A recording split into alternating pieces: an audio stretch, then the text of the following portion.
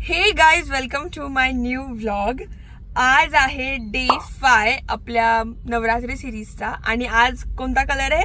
हिरवा, green colour आहे आज। आणि आज फायनली कोणीतरी गाडीमध्ये बसले, ते पण तिला मी आता म्हटलं 2 मिनिटं थांब, बिकॉज तिला पाया पडायला जायचंय। आम्ही आता जुन्या घरी आलो तर मी तिला म्हटलं 2 मिनिटं थांब, बिकॉज रोजच कोणीच नसतं गाडीमध्ये आणि मी चालू करते ब्लॉग, म्हणून तिला म्हटलं थांब जरा। आता आपण कुठं चाललोय? आपण चाललोय भद्रकालीला। आता आम्ही नाशिकची ग्रामदेवता आहे। येस, सो आता आम्ही चाललोय तिथे आणि आज एकच देवी कव्हर करणार आहे, बिकॉज आम्हाला उद्या दुसरी एक करायची आहे म्हणून। ठीक आहे, तुझा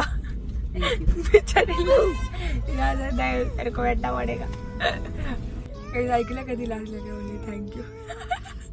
तुम्हाला माहितीये का, म्हणजे मला माहितीये this is not a good thing to do, but कसं आहे ह्या गोष्टी करावे लागतात कधी कधी, बिकॉज मी ऐकत नाही म्हणून माझा एकदम असं तो धाक असतो, ऐका थांबा इथे 2 मिनिटं शांत बसा। हे बघा, मला माहिती आहे की आपण एक मोठ्यांना तसं एक बोलणं असं करणं चुकीचं आहे, पण काही गोष्टी आहे ना ह्या आपल्याच मर्जीने करतात आणि त्यांना ते कळतच नाही की अरे इथे थांबायचं तुम्हाला, ऐका माझं, आणि ते असं नीट शांतपणे बोलू ना तर ते आपल्याला टेक इट फॉर ग्रांटेड घेतात, म्हणून मला थोडंसं स्ट्रिक्ट व्हावं लागतं, like a strict teacher. So या असं करते मी कधी कधी। सो येस, आता ह्या येत आहेत, मम्मी मोठी मम्मी ते येते खाली, सो आम्ही आता जातोय तिकडे। आणि ऍक्च्युली आज आम्ही 2 देवी करणार होतो कव्हर, बट मग उद्या कोणची करणार ना, म्हणून मग आज एकच करतोय आणि मग त्याच्यानंतर मग उद्या दुसरी जी आहे ती करू, ती त्याने सांगणार तुम्हाला, ते सस्पेन्स असेल ऑब्व्हियसली। आणि येस, आपले दिवस किती पटापट जात आहेत गाईज, आणि मला तुम्ही माझ्या नवरात्रीच्या 2nd डेला जे मला रिस्पॉन्स दिलाय तुम्ही, जे व्ह्यूज आणि ते सगळ्या गोष्टी आल्या, so thank you so much for everything. आणि या मी ऍक्च्युली हे सगळं व्ह्यूज साठी किंवा ह्या गोष्टीसाठी नाही, तर मला माझ्या ह्या गोष्टी ज्या आहेत, म्हणजे माझं जे काम आहे ते जास्त दाखवणं गरजेचं वाटतंय। म्हणजे थोडंसं ते एक होऊन जातं, एक कॉन्टेंट क्रिएटर तुम्ही समजा कोणी असतील माझे हे व्लॉग बघत असेल तर त्यांच्या डोक्यात असतं ते की अरे यार व्ह्यूज नाही आ रहे, अरे यार लाईक्स नाही आ रहे, अरे यार वो रिच नाही मिल रही। पण एका पॉइंट नंतर असं होऊन जातं की आपण हे करतो काय, आपल्याला हे डोक्यात ठेवायला पाहिजे। आणि जेव्हा तो एक आपला गोल क्लिअर असतो ना की मला हे का करायचंय, तर मी हे चालू तरी का केलं होतं, हे व्ह्यूज किंवा ह्या गोष्टीसाठी नाही, तर मला माझी जी गोष्ट आहे मला माझ्या लोकांपर्यंत पोहोचवण्यासाठी मी हे चालू केलं होतं। तेव्हा ती गोष्ट डोक्यात येते ना, मग तेव्हा असं होतं की ठीक आहे बाकीचे हे व्ह्यूज आणि हे सबस्क्रायबर्स आणि ह्या सगळ्या गोष्टी वाढतील, होतील बरोबर जेव्हा व्हायचे तेव्हा, जेव्हा त्याचा टाइम असेल तेव्हा बरोबर टायमिंगवर गोष्टी होत असतात, प्रत्येक गोष्ट होत असते प्रत्येकाची। सो या, मला त्याच्यावर विश्वास आहे। आणि एक सांगू का मी तुम्हाला, आता तरी ना, म्हणजे जेव्हापासून हे चालू केलंय ना मला इतकं भारी वाटतंय, म्हणजे रोज असं उठणं, रोज मला आता मी एक देवी कव्हर करते, सो तिथे जाणं, त्या सगळ्यांच्या गोष्टी ऐकणं, काय काय देवींचं, आता मी इतक्या वर्षापासून नाशिकमध्ये राहते, मला नाही माहिती की बॅक स्टोरी काय, तो ह्या गोष्टी मला कळतायत, तो मला असं वाटतं की एक नॉलेज गेन होत आहे ह्या प्लॅटफॉर्ममुळे। आणि तुम्ही एक बघितलं का, डे 2 ला आपण जे डे 3च्या जे देवीला मी कव्हर केलेलं कालिका माता, त्याच्यामध्ये पण मला त्या लोकांनी मी जसं त्यांना म्हटले जेव्हा व्लॉग घ्यायचा आहे, म्हणजे मी रेकॉर्डिंग करणार आहे त्या सगळ्या गोष्टीचं, मग त्याच्यामुळे त्यांनी लगेच की हा मग चला तुम्हाला हे पण दाखवतो ते पण, म्हणजे ह्या गोष्टी मला तुमच्यामुळे पॉसिबल होतात की मला जेव्हा तुम्हाला दाखवायचं असं मी जेव्हा सांगते लोकांना त्या, तर मग ते घेऊन जातात मला बरोबर की हा हे बघा इथे असं आहे, हे आहे, थोडीशी VIP ट्रीटमेंट पण मिळते। सो ते तुमच्यामुळे, बिकॉज तुम्हाला दाखवायचं असतं त्या गोष्टी म्हणून। सो असंच मला सपोर्ट करा तुम्ही आतापर्यंत जे करत आलेत। सो या, मम्मी तुला काय बोलायचंय? मम्मी काय तुला काय बोलायचंय? अरे मेरे को क्या बोल रहा है? मेरे को आपण सगळ्या देवींना जातोय, सगळ्या देवींची माहिती इकडून बोल मम्मी। क्या यार तू भी, ये देखो आ गई 5 मिनिट वाली, 5 मिनिटं तेरा 5 मिनिट, सगळ्या देवींची अजून माहिती मिळते, सगळ्यांची वेगवेगळी माहिती। तेच नाशिकमध्ये आपण राहून, मी तेच बोलले आता की नाशिकमध्ये राहून आपल्याला ह्या गोष्टी माहिती नाहीये देवींची, किंवा कोणाचे काय एक्सपिरियन्स आले ह्या गोष्टी। आणि हे बघा ही फुली जी चालली एक्झामला, कामातील ऑल द बेस्ट म्हणते, ऑल द बेस्ट। ब्लॉग मध्ये येते, थंड झाली ती, झोप आली, उठत नाही येणार नेहमी सकाळी म्हणून तिला असं झालंय guys. So bye bye, all the best आणि निघ पटकन, 10 वाजता पेपर आहे तिचा। जा जा. आम्ही आता इथे आलोय. हा साक्षी गणेश आहे, साक्षी गणपती. हे बघा, हा साक्षी गणपती आहे आपला. गणपतीचं मंदिर आहे. इथेच आपली भद्रकाली देवी आहे. हे बघा, शक्तिपीठ तिथं लिहिलं आहे.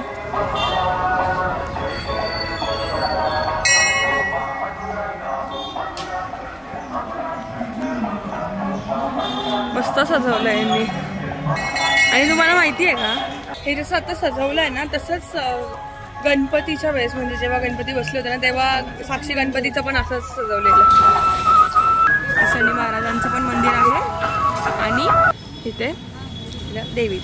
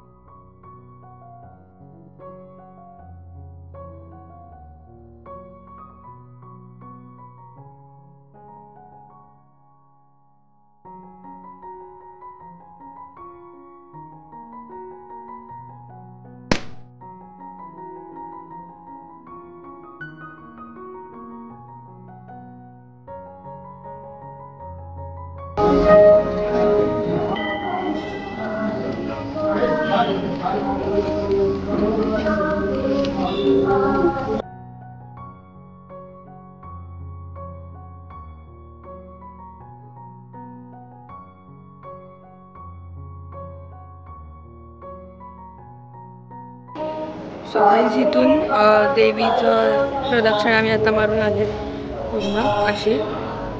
आणि इथे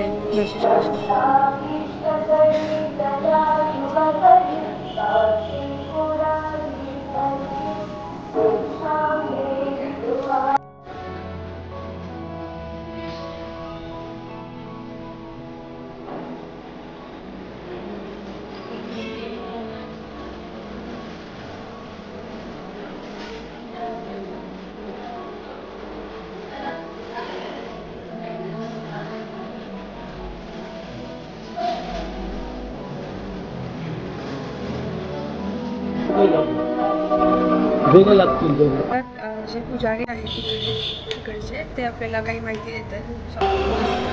ओम जयंती मंगला काली भद्रकाली कपालिनी दुर्गा क्षमा शुभा धात्री स्वाहा सुधा नमस्ते.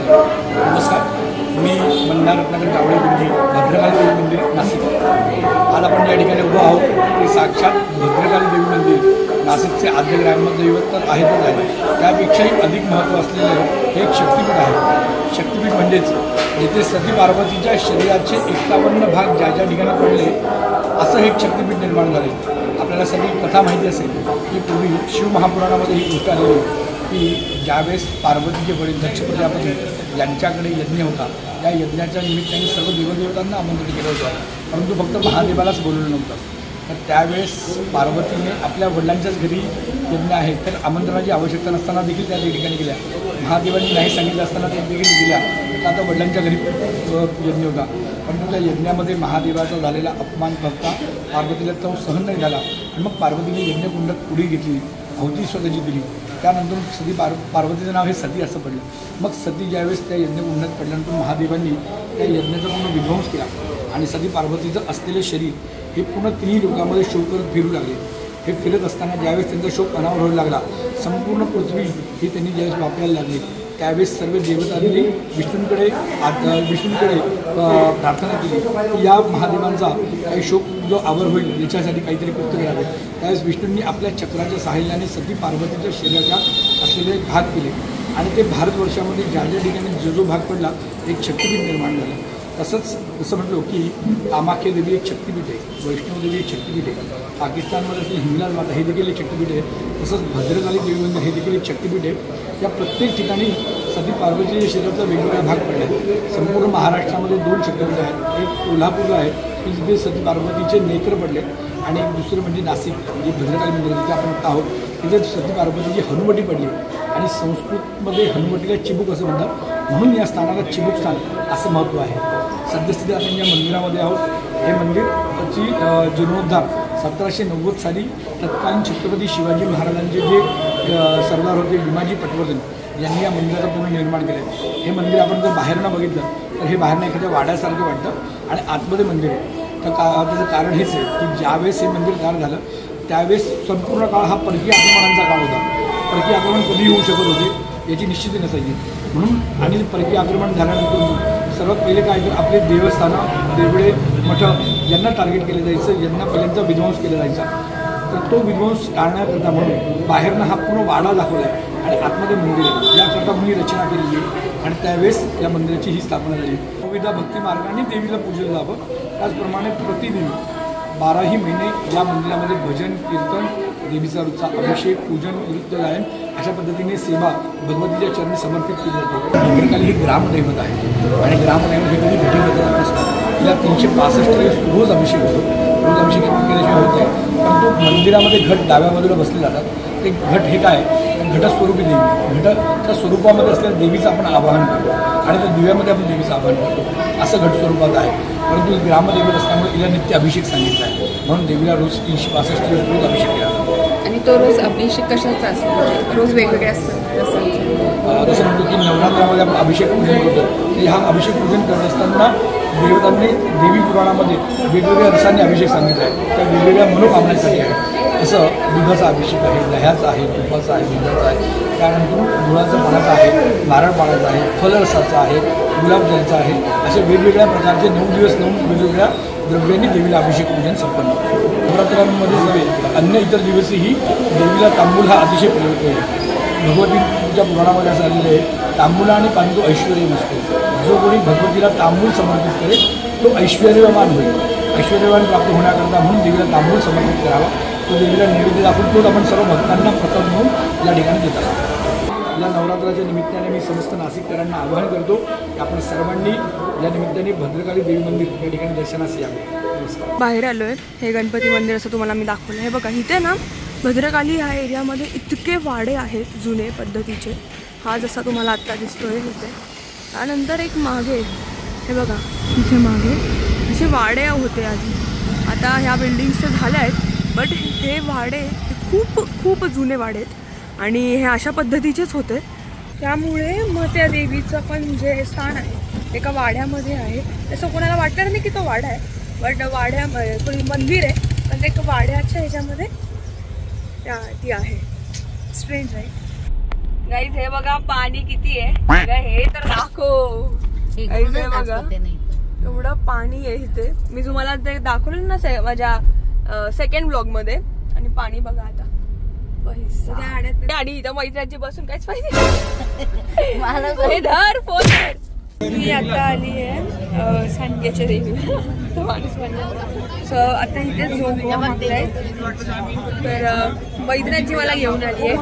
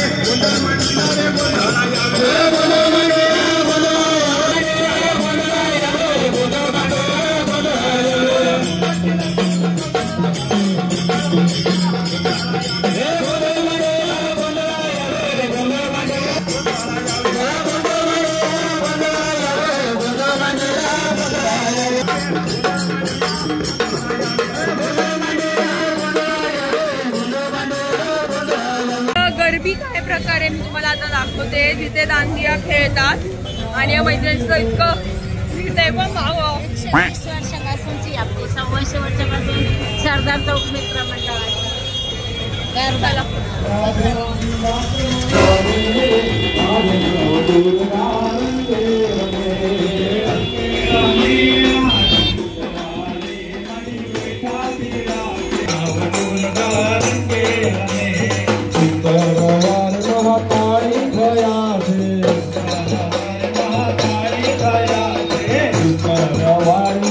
हे जे तुम्ही आता बघितलं मागे, हे जे ह्याला गरबी म्हणतात आणि इथे दांडिया ते खेळतात आणि मी आणि ननू आम्ही आमची आठवण आहे इकडची, आम्ही कुठे नाही जायचो दांडिया खेळायला, आम्ही यायचो इकडे नेहमी, ती आमची आठवण होती.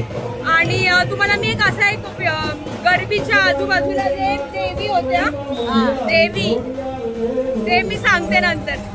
गाईज मी काल व्लॉग एंड नव्हता केला, आम्ही काल मी आणि मैत्रिणीच आम्ही गंगेवर गेलेलो, सो तिकडे तो व्लॉग एंड करता नाही आला. आणि त्या ज्या देवींचं मी म्हटलेले की मी नंतर सांगेल, त्या देवींचं काय महत्व आहे ते जे गरबीच्या अवतीभोवती होते. नवदुर्गा असतात ना, गरबीच्या अवतीभोवती नवदुर्गा असतात, म्हणजे मध्ये एक देवी आणि बाजूला नवदुर्गांचे रूप असतात ते मी ती पण क्लिप टाकेल आता, म्हणजे तुम्हाला समजेल ती की काय मी कशाबद्दल बोलतीये.